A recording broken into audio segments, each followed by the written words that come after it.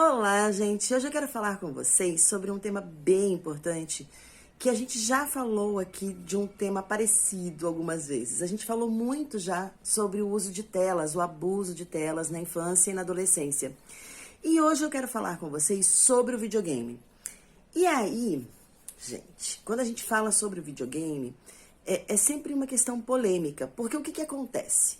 Por um lado, a gente sabe que, como qualquer questão relacionada à tela, o limite e o bom senso acabam sendo o tema central, a preocupação central, né? E eu acredito que é por aí, o limite e o bom senso. A gente tem a orientação da Sociedade Brasileira de Pediatria colocando que a restrição de tela para crianças até os 2 anos é 0. Né? Até os 2 anos, as crianças não devem ter nenhum tipo de acesso a telas. A partir dos 2 anos até os 5, a prescrição é de 1 hora de tela por dia.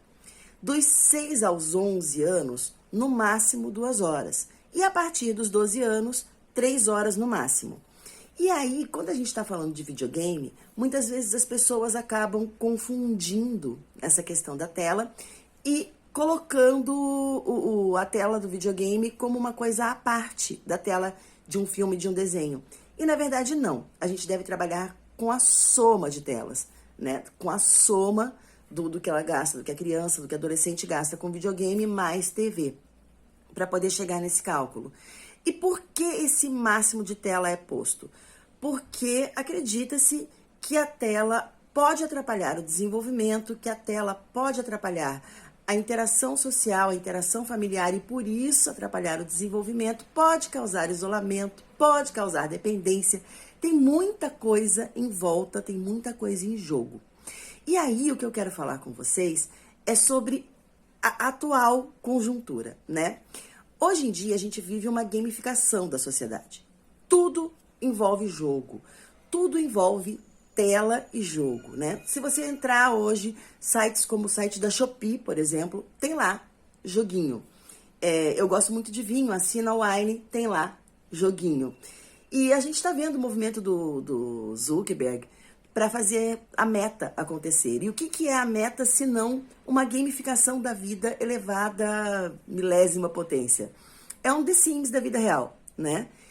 E aí, é difícil fugir do videogame. É difícil a gente pensar que a gente pode barrar os nossos filhos, barrar esse contato com o videogame. E aí a gente tem que conversar sobre isso, né? É necessário que a gente converse sobre isso, sobre a otimização do videogame, sobre como tirar proveito do videogame no nosso cotidiano. O videogame, ele não é um vilão, né? O videogame, na verdade, ele pode ser muitas vezes o nosso aliado.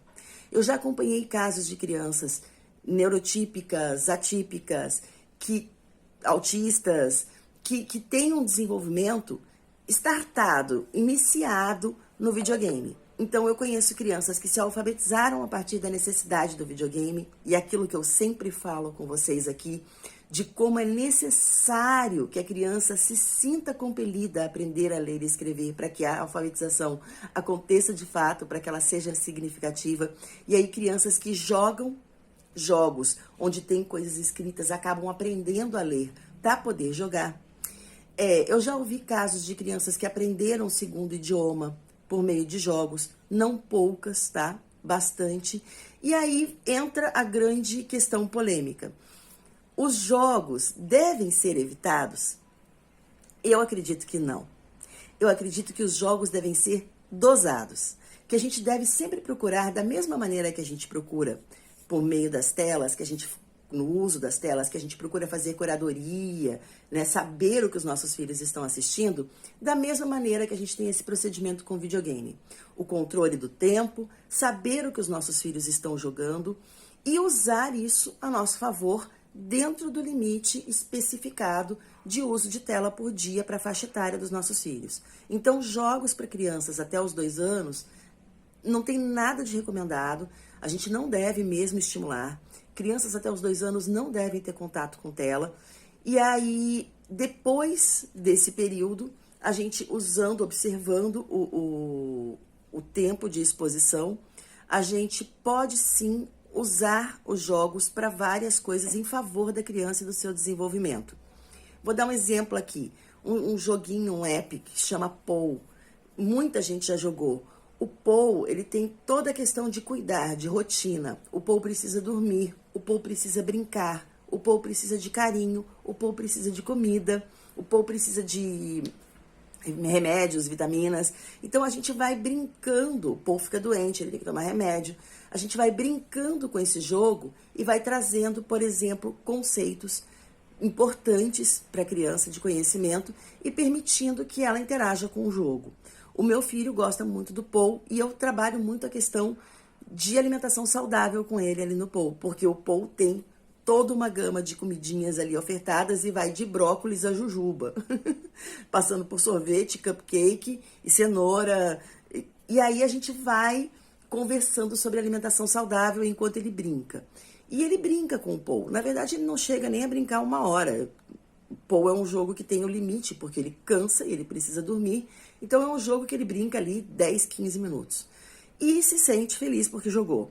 A gente limitando o tempo, escolhendo o tema, a gente tem condição, sim, de fazer um bom uso dos jogos. E aí, gente, os jogos educativos, né? Eles são uma saída bem interessante para as crianças que demandam jogos e para colocação da criança nesse mundo. Mas as crianças chegam num determinado momento em que elas querem jogar o jogo da moda, o jogo que os amigos jogam.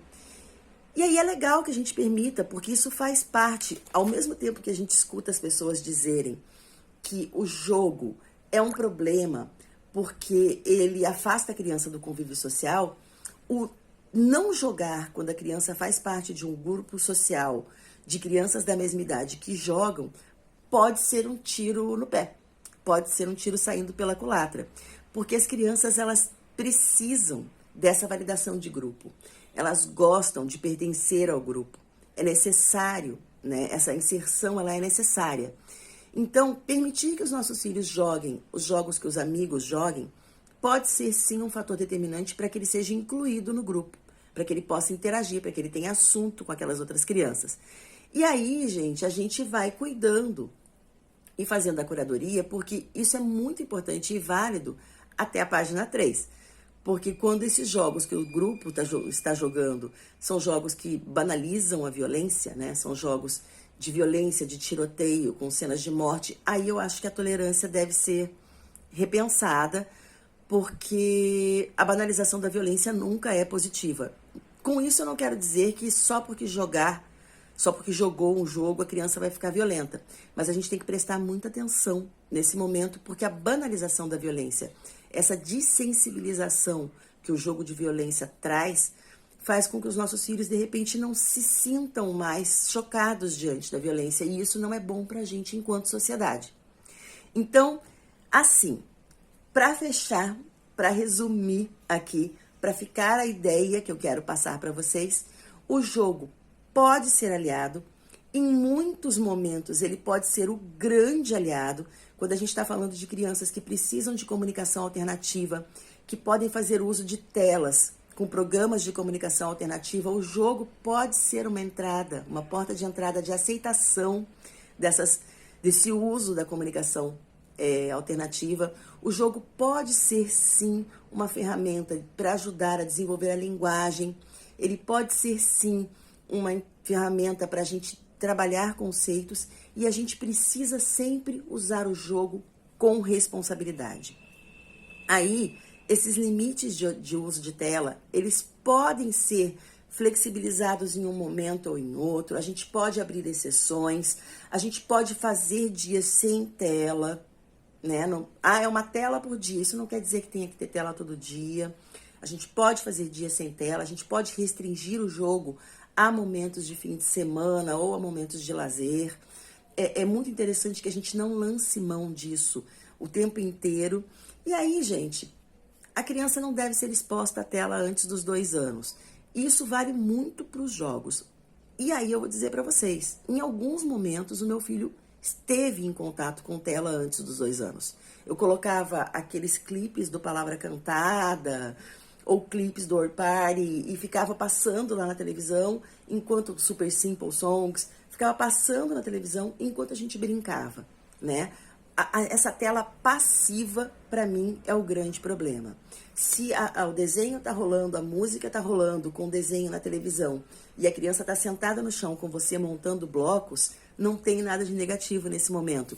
Não sou médica, não estou falando enquanto médica aqui, não sou neurologista, não estou falando como neurologista aqui, estou falando como educadora, como psicopedagoga, que é o que eu sou. E aí, gente, nesses momentos, quando a gente vê do ponto de vista educativo o jogo ou o uso de telas acontecendo e sendo positivo para os nossos filhos, a gente deve sim permitir que eles aconteçam de maneira moderada e dirigida. Tá joia? Deixa as dúvidas para mim aqui embaixo. Eu respondo todo mundo, prometo.